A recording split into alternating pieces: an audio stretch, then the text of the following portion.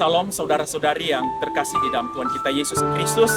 Kita berjumpa kembali di dalam program pengajaran iman Kristen. Saya percaya bahwa setiap kita orang-orang percaya, bahkan semua manusia di bumi ini menghadapi berbagai pergumulan demi pergumulan dalam kehidupan. Tidak ada seorang pun yang tidak menghadapi pergumulan, kesulitan, penderitaan dalam kehidupannya.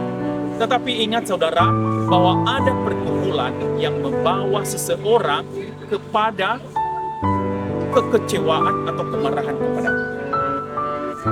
Pergumulan yang saya maksud adalah pergumulan yang cukup berat. Misalnya pergumulan karena penyakit-penyakit yang membahayakan. Misalnya penyakit kanker. Ini sangat menakutkan. Yang kedua, kematian dini.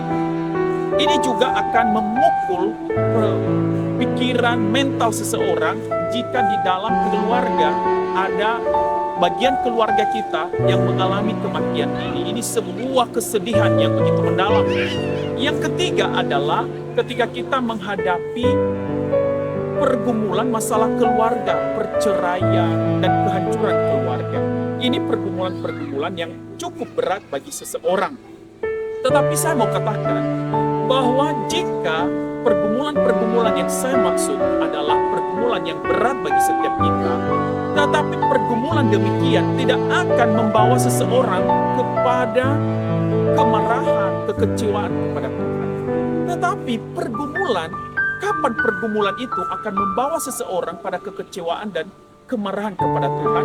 Maka inilah proses pergumulan yang bisa membawa kita menuju kepada kekecewaan dan kemarahan kepada Tuhan. Yang pertama adalah jika pergumulan yang kita hadapi itu dalam jangka waktu yang cukup lama. Ketika seseorang mengalami penderitaan sakit penyakit itu cukup lama, maka ini akan membuat kita semakin capek, semakin lelah dalam pergumulan itu, sehingga kita akan menuju kepada keputusasaan. Jadi pergumulan yang cukup lama akan berdampak pada iman kita, sebuah pergumulan yang cukup besar antara penderitaan kita dengan iman itu sendiri. Yang kedua, jika pergumulan itu masuk akal atau tidak masuk akal. Setiap kita seberat apapun penderitaan kita akan mampu kita tanggung jika kita mengerti maknanya di dalam hidup kita. Kita akan tetap berjuang untuk menghadapi seberat apapun penderitaan kita jika itu masuk di dalam pikiran kita.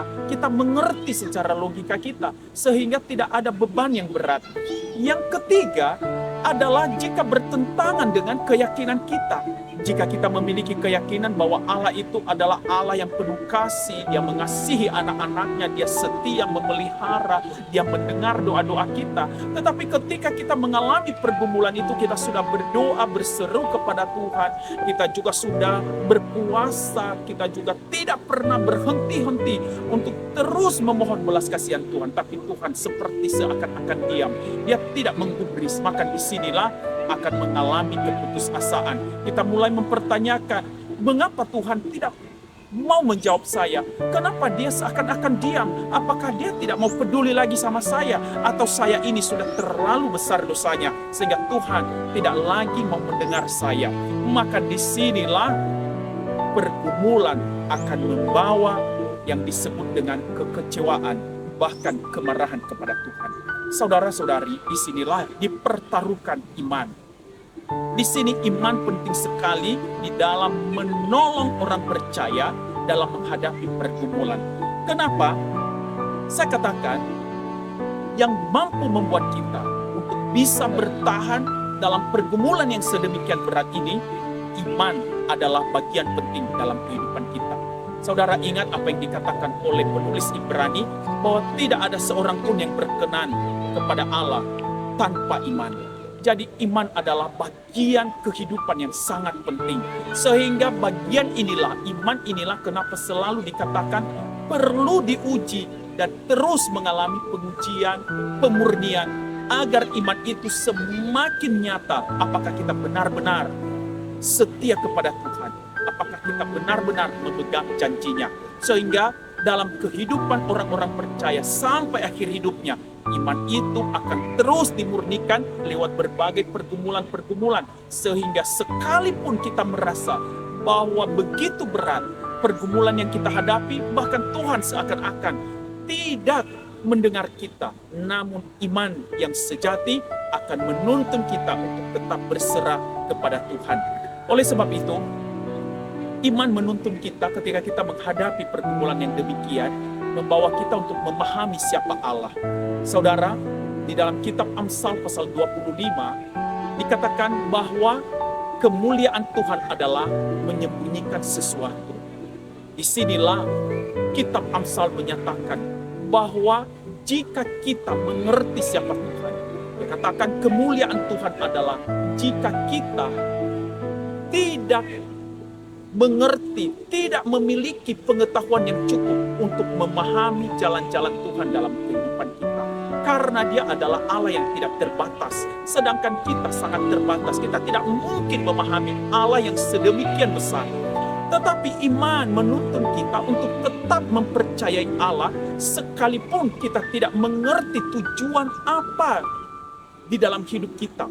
Tetapi kita tetap meyakini bahwa sebesar apapun pergumulan hidup kita, bahwa rencana-rencana Tuhan adalah baik bagi kita. Sekalipun kita tidak mengerti apa kebaikan di balik segala penderitaan kita, sekalipun kita tidak mengerti apa maksud Tuhan, sekalipun kita tidak diberi pemahaman oleh Tuhan mengapa penderitaan itu harus kita alami, tetapi iman menuntun kita untuk mempercayai Tuhan bahwa sekalipun kita tidak mengetahui, di balik itu Tuhan sungguh-sungguh memiliki rencana yang indah di dalam hidup kita.